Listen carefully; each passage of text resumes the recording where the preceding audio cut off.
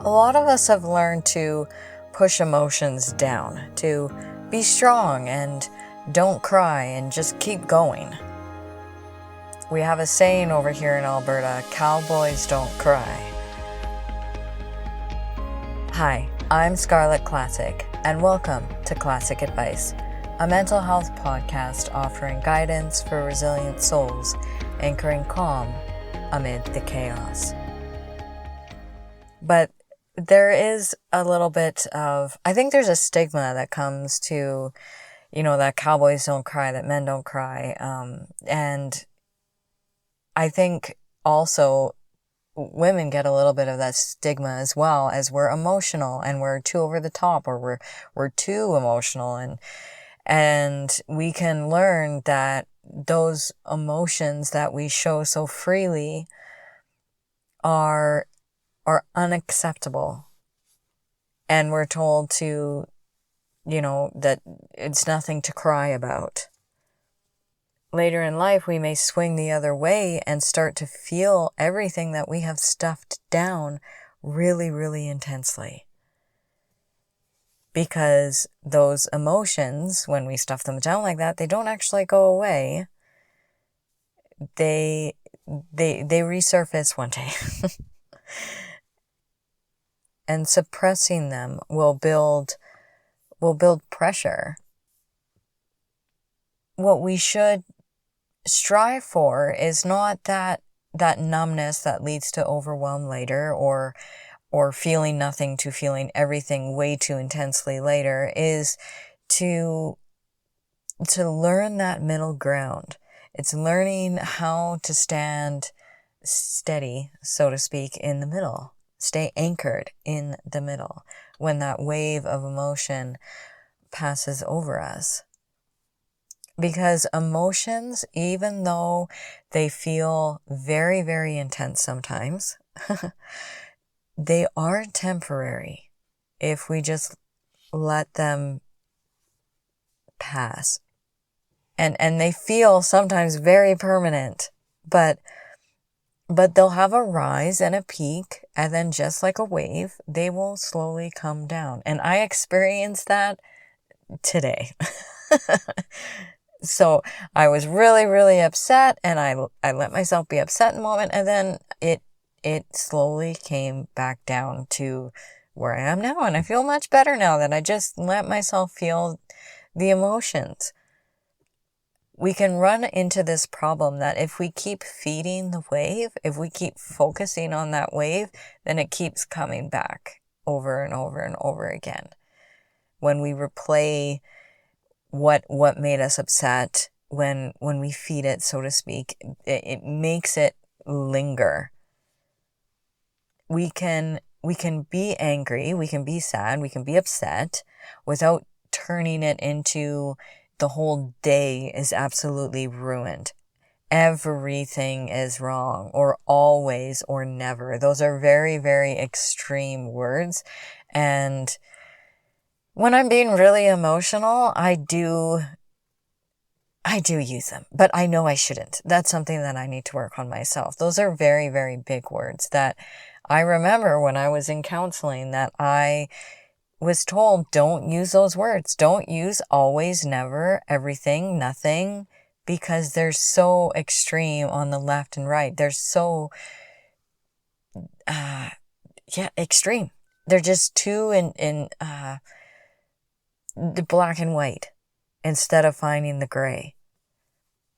We can feel that wave fully, but learning how to drop anchor so that it doesn't ruin your entire day. You don't need to go with the wave, so to speak, and have it ruin your whole day. If we drop our anchor and just let it pass so that we can move on. Because something may happen, a comment, or maybe you make a mistake, or maybe you're in a very stressful time, or you have a fight with a friend or family member or spouse or your kid or whatever it may be, your parent, And that stressful moment or those hurtful comments, if we really focus on them and dwell on them a lot, then suddenly that wave picks us up and carries us along, and it can ruin the whole day because we keep feeding it. We keep focusing on the hurtful comments, or we keep focusing on the mistake or whatever it may be that's really getting us upset. We can replay it and sit in it, and it just ruins everything. If we can learn to recognize those thoughts, to pause in that moment and choose what happens next. Choose whether you want to drop your anchor or not. A moment can be really heavy without it being permanent. And I know when you're in the thick of it, this is very difficult to do. I realize that. But what we can do is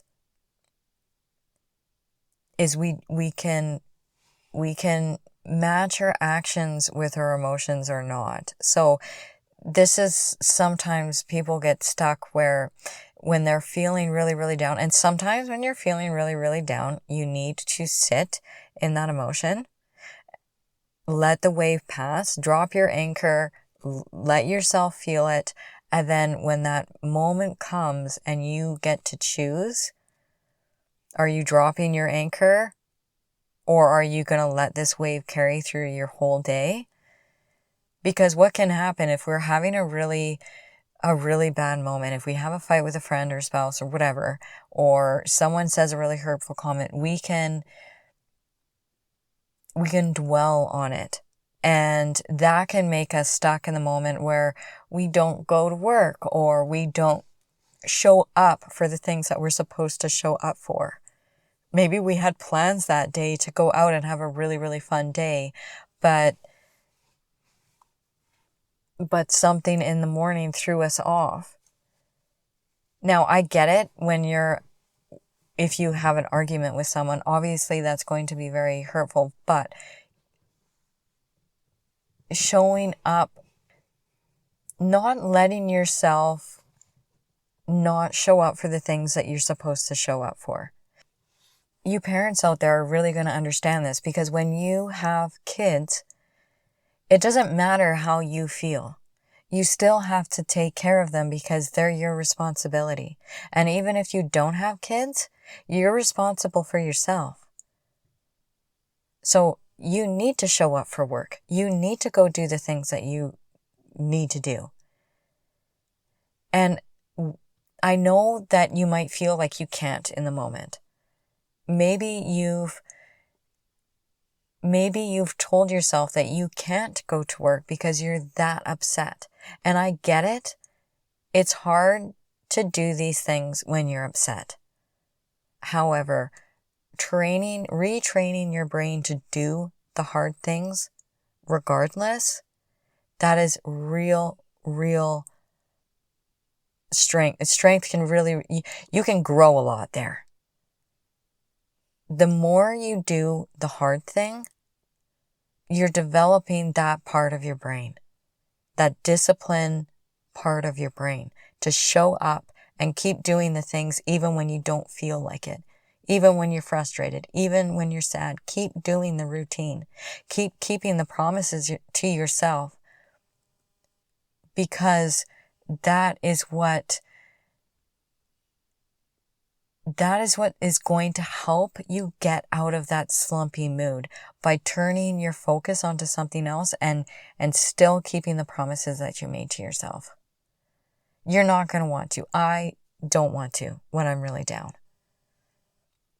But I know my grandma used to always say, do the right thing, not the easy thing. And she was so right. Emotions, if we let them, will completely take over the car and just drive. But if we can take the car off cruise and take back control and say, no, yes, I'm feeling crummy, but I'm going to go do the thing anyways. There's so much power in that. And it kind of like forcing yourself to do the thing. It's not about abandoning your life when you feel something heavy. You know, you can do the dishes when you're mad. You can sweep the floor when you're angry. You can still show up and make dinner for your kids when you're sad. You can still do things when your emotions are high. And slowly the wave will pass. But dropping that anchor and saying, no, I'm done crying into my pillow, and I'm gonna go show up for the things that I need to show up for. I'm talking about like doing these things after you felt the emotion. Like really let yourself feel the things. I'm talking about after you process them, after you felt them, we need to go show up for the things that we need to show up for. Going for a walk when you're sad.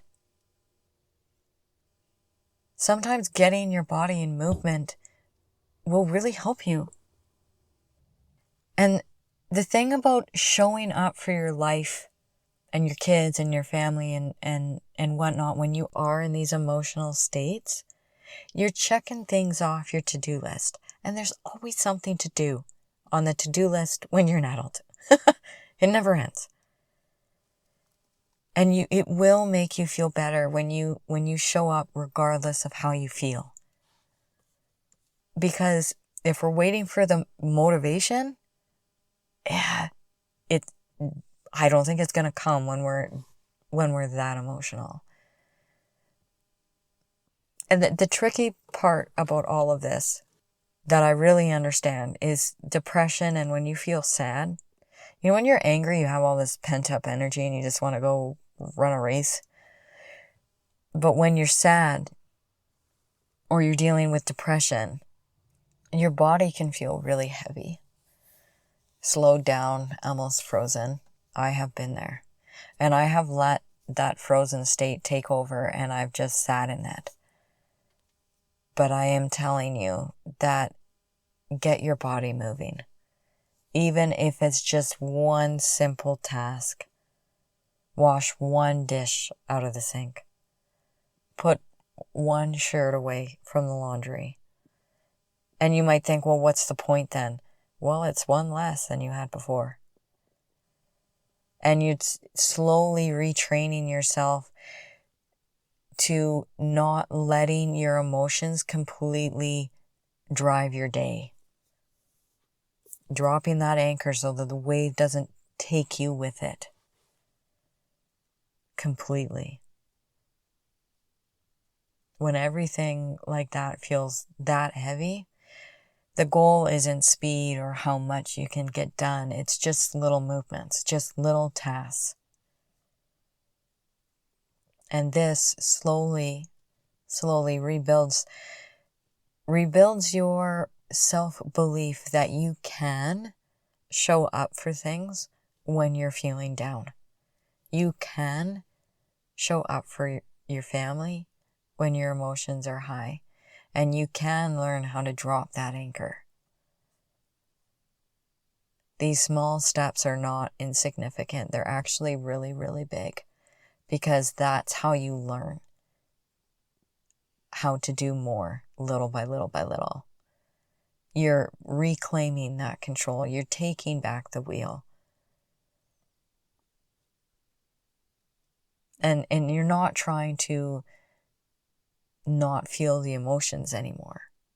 Like I said, you can still feel them while you do all of these things. You can learn how to feel without drowning in the pain. You can learn how to get that movement without the motivation first. This balance, not numb and then feeling overwhelmed later. not letting your emotions completely drive your day and let that wave take you to, I don't know where, far, far away. Learning to drop the anchor. You're allowed to feel deeply while you still show up.